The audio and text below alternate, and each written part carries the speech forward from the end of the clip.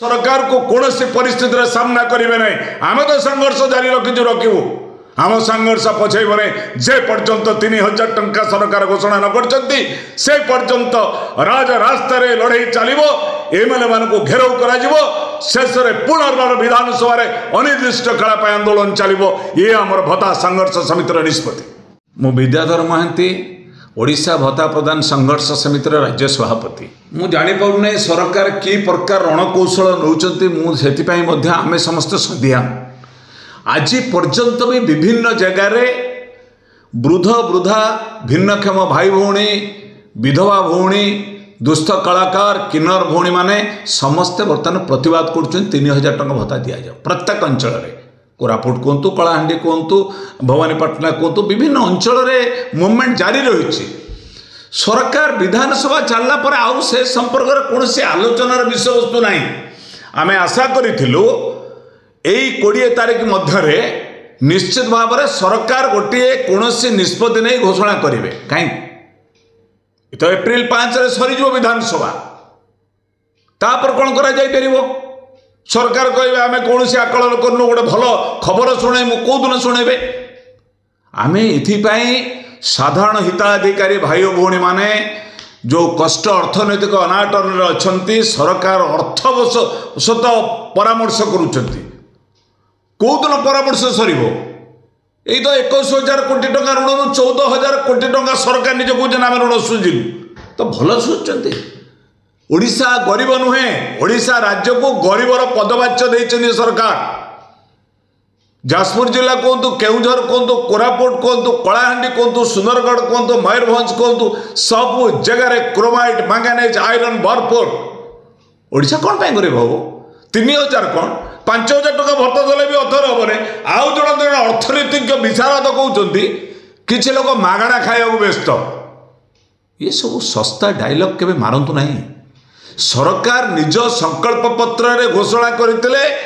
आमे आसिले तत्क्षणा 3,000 टंका समस्त को दबू तत्क्षणा दे दिंतु नचे जो सरकार भावुवे जनसाधारण काले भूली जीवे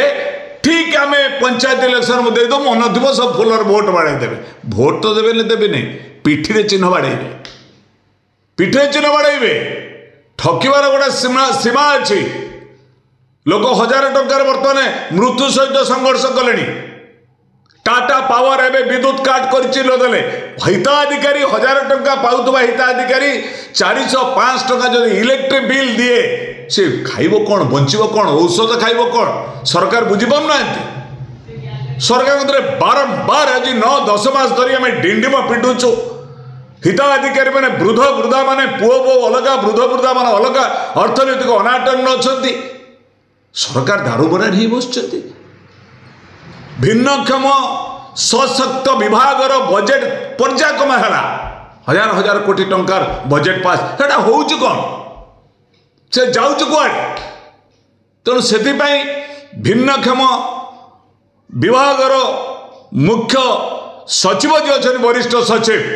आर संत गोपालन आम अनुरोध करुँ शेष भाव में मुख्य शासन सचिव मनोज आहूजा जी जमती निकटरे घोषणा करते आम 3,500 भत्ता प्रदान कलु सेमती घोषणा करूँ 3,000 समस्त 54 लाख हिताधिकारी मानक आम तुरंत मार्च मासरे दबु भत्ता बोली घोषणा करूँ नचे मोर हिताधिकारी भाई भौणी मानक अनुरोध संग्राम पाई प्रस्तुत हुंतु समस्त विधायक मानक घर दुआरे बसी रहा प्रस्तुत हुंतु नचे सरकार को कौन परिस्थिति सामना करेंगे नहीं आम तो संघर्ष जारी रखू आम संघर्ष पछेबने जे पर्यंत 3,000 टंका सरकार घोषणा न करछंती से पर्यंत राजरास्ता लड़ाई चलो एमएलए मान को घेराव करा शेष में पुनर्बार विधानसभा अनिर्दिष्ट काल आंदोलन चलो ये आमर भत्ता संघर्ष समितिर निष्पत्ति। किणवाक चाहते कि बैग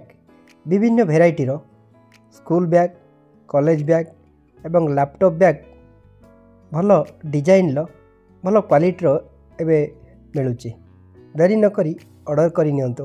सुलभ मूल्य बहुत सस्तार केवल ऑनलाइन शॉपिंग रे।